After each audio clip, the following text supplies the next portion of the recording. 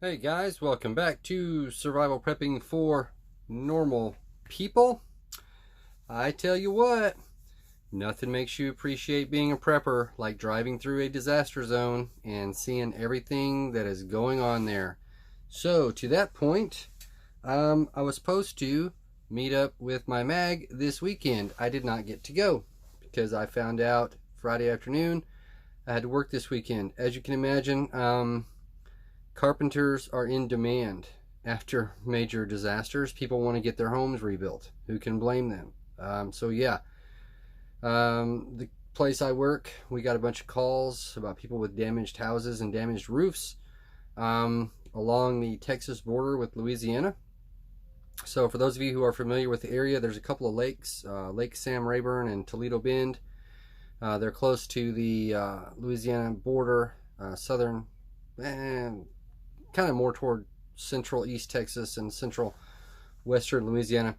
A lot of damage there. So that's where I was today and will be for the foreseeable future, helping people get their lives back together. Now, as we drove up there and got closer to the area of devastation, miles long lines, people buying gas and ice to preserve their food. No power of any kind. None of the traffic lights were working. You actually had police in the parking lots of gas stations directing traffic, and yeah, it was a mess. It was a mess. Trees down, homes damaged, people without running water, no power, just all the things we prepare for, right? So we're driving along and somebody said, "Man, look at all these people getting gas." And I said, "Yeah." I said, "It's not like somebody hasn't been telling them for 5 days that a hurricane was coming." Yeah, and for the last 2 days before the storm hit, people knew. Why stand in line or wait in line for 4 or 5 hours to get 5 gallons of gas for your generator to keep your family relatively comfortable as best you can, right? The entire point of prepping is to limit suffering, right? So you can get through bad times. Take a few minutes before the storm gets there, especially if you have forewarning, and go do something. But hey, people do what they do. I am just glad that I prepare, and you guys should be too. But it's one thing to see it on TV. It's another thing to be there in person. It's pretty sad. And then you got to kind of listen to everybody's stories and about the damage and the trees falling on their homes and all that. And so yeah, you're a construction worker, but you're like half psychologist too. They want to tell somebody. They want to get it off their chest. So I'm a good listener. I listen to the stories. So anyway, this video is going to be about lighting fires. Yeah, and I'm not talking about lighting a fire in the wilderness with flint, steel, a bow drill, rubbing some sticks together. There are really only so many ways you can light a fire in the wilderness, right? There are only so many ways you can properly hold a rifle. A lot of the things we think about are really relatively basic when you consider them. There are plenty of sources of information out there where people will gladly demonstrate how to start a fire in the wilderness, in a rainstorm, with limited shelter, and all those kind of things. And I could do videos like that, but takes a lot of time. I have a full-time job, and you can find that stuff everywhere. You know what is much more difficult than lighting a fire in a forest? I mean, orders of magnitude more difficult than lighting a fire in a forest is lighting a fire in the hearts and minds of men. That is much more difficult. And I can tell you, because that's what I try to do here. With you guys, I know I'm preaching to the choir, and that's a good thing. Patreon is my safe space.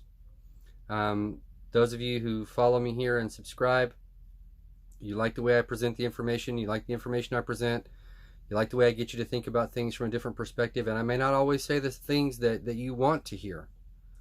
Sometimes I do. I do try to say things that you need to hear, so that you have a much more well-rounded perspective and can look at situations, problems, and issues from different directions and see something that you might have missed. So some of you guys thought that the Kenosha Kid video was good and that people needed to see it. More people needed to see it. You wanted to be able to share it. And I generally don't put stuff up on YouTube anymore unless, you know, 2 or 3 of you guys say, hey, I would like to share this with people, but I can't share the Patreon videos. So I'm like, okay, cool. I put it on YouTube. I hadn't put a video up there in like over a week, maybe a week and a half. So I put the Kenosha Kid video up there and oh, it's worse than I thought. Much worse than I thought.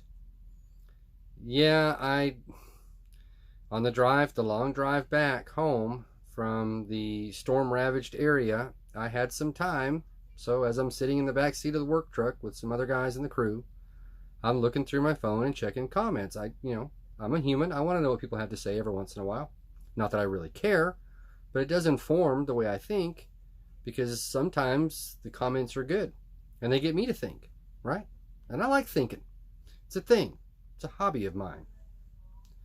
So I read through there and I see a few comments about how I shouldn't demonize this kid. Okay, first of all, I didn't demonize him. And most of that video, I didn't talk about him. I talk about things he probably should have done differently and what you should do should you find yourself in that situation. But, you know, those who would divide us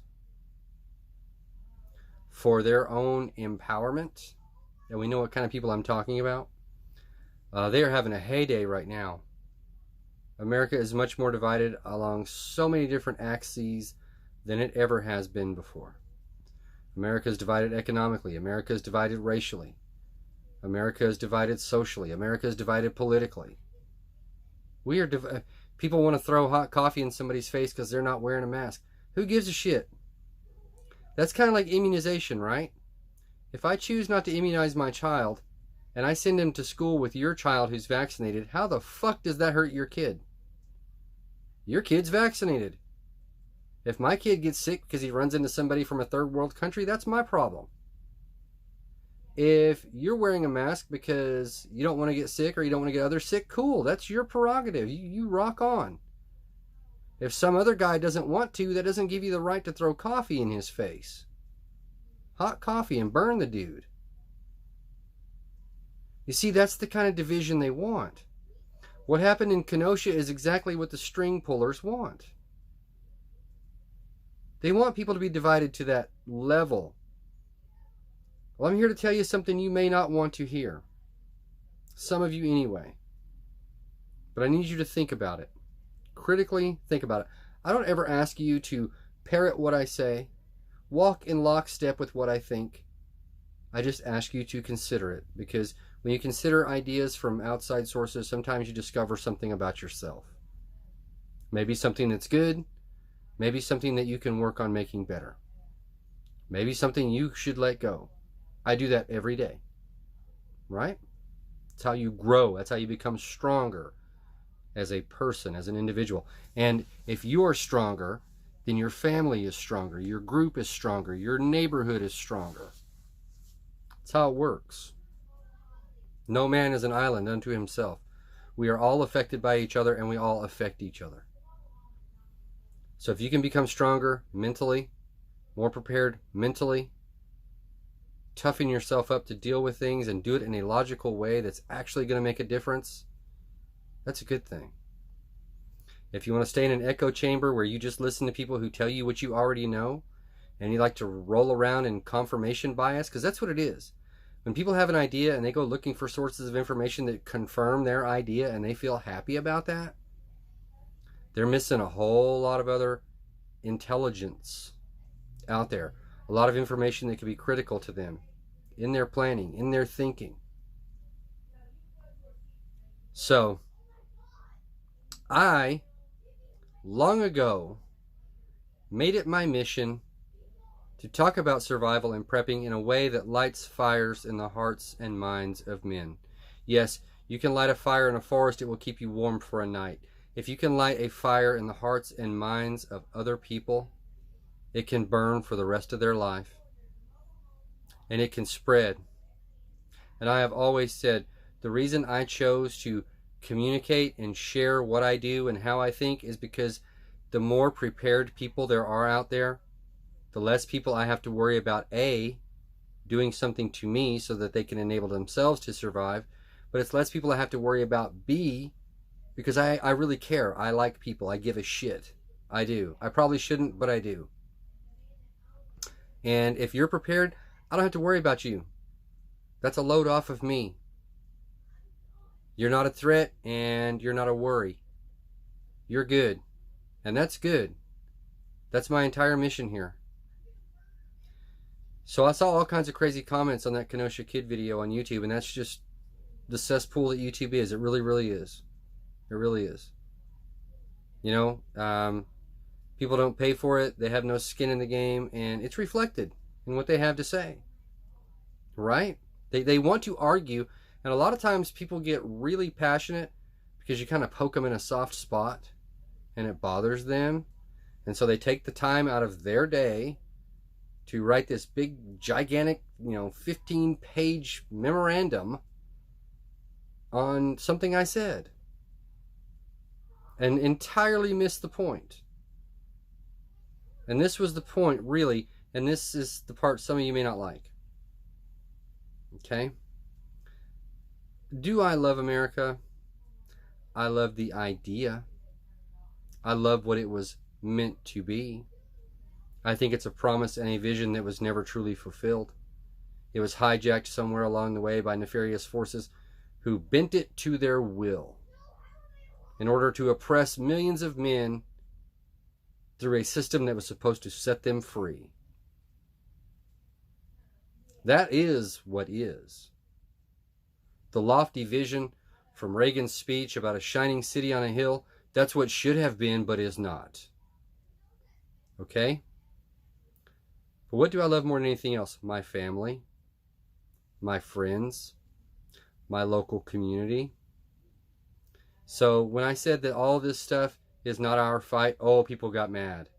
Our country is burning and you want to hide and not do anything.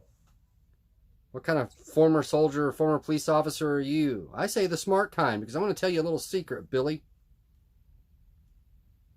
When this gets worse, and it will get worse, and people are running up and down your street, burning people's houses in the middle of the night, and families are burning up and dying, when you can't safely go to the store, when you can't safely go to work, when you can't safely go down your street, do you really give a shit what is happening in Portland, or Chicago, or New York, or Miami? Does that make a damn difference at all to you? No, because your world has shrunken mightily and gotten very, very small.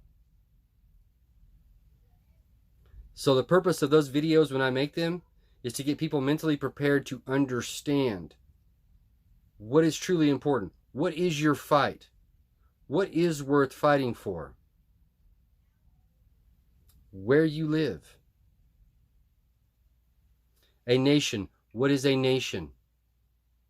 A group of people occupying a territory with a common language and a common culture, common values and a common vision for the future. Does that sound like America to you?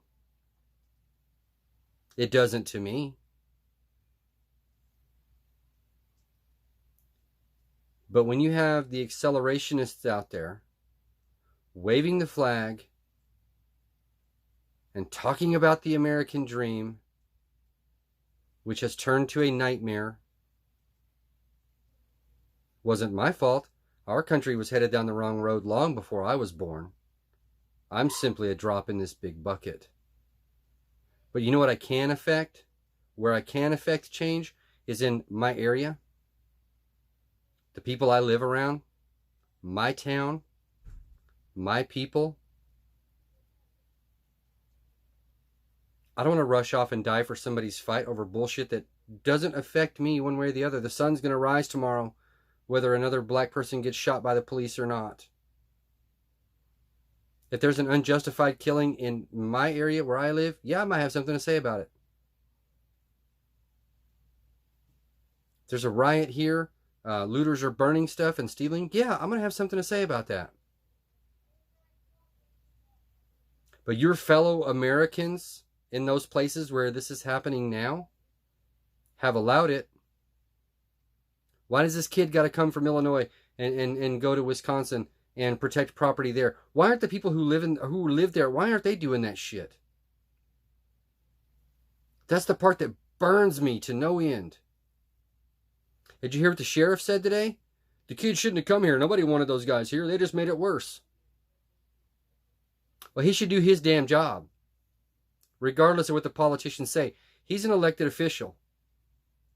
He's beholden only to the governor of that state. The people of his county elect him to keep the peace. That is exactly what a sheriff is supposed to do.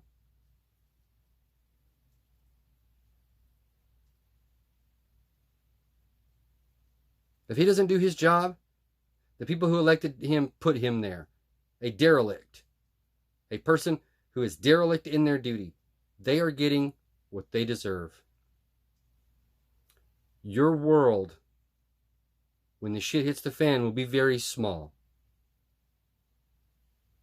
Are you going to be running around in Mad Maxian post-apocalyptic America worrying about shit that's happening 2,000 miles away from you? No, you are not.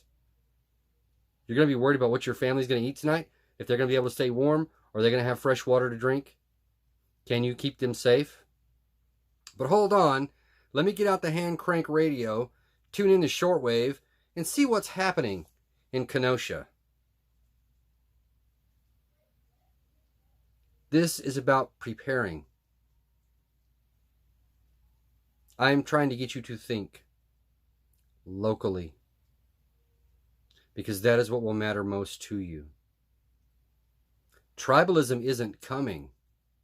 It is here. The world is not changing. It has changed. This once great nation is not going to burn. It is burning. And I've told you guys over and over, and I will say it again. When tyranny comes, full George Orwellian tyranny comes to this country, it will be wrapped in red, white, and blue. There aren't just elements of the left that want to see this country destroyed. There are plenty of people on the other side who make all kinds of videos where they beat their chest and say something needs to be done, and get young men like this guy to go out there and think they're doing the right thing. The people who live there need to do the right thing. It's much more effective to do right where you can do right and where you can have the greatest impact, and that is where you live, among your tribe, among your people, in your locality, where it really matters. I want to thank you for being here. And I want to ask you, what have you done today